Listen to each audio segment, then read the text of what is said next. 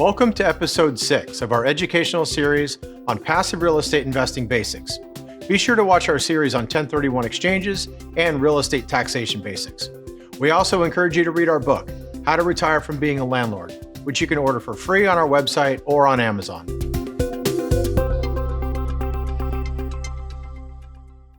In episode 4 of our 1031 Basics series, we mentioned that a complete 1031 exchange requires that you replace the entire net value of your relinquished property.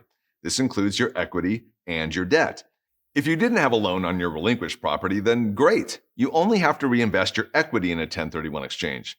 But for everyone else, you either need to replace your loan with cash out of pocket or get another loan.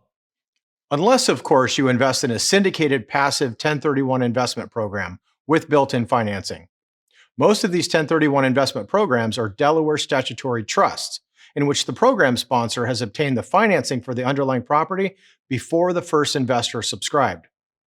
For investors, these loans require no qualification, no application, no personal loan agreement, no personal recourse, no payments, no closing documents, no public record, and no reflection on their credit report. Indeed, the bank who loaned the money to the DST to acquire the underlying property doesn't even know who the investors are. And yet, despite having no personal connection to said loan, the IRS allows 1031 investors to replace their personal property loan with the debt on their DST property. And Rick, we should note that in non-DST 1031 programs like tenant and common offerings, investors are still typically party to the loan and must conduct a traditional escrow process.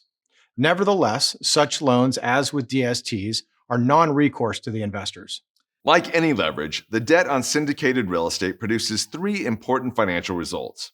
First, debt amplifies upside benefit and downside risk. Second, the debt increases your total investment amount, which may result in additional depreciation deductions. And third, buying more real estate may increase your next 1031 replacement requirement.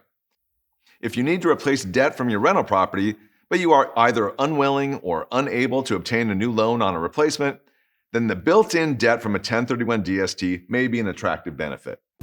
Thanks for watching. Be sure to watch our other education modules and visit our website at 1031capitalsolutions.com.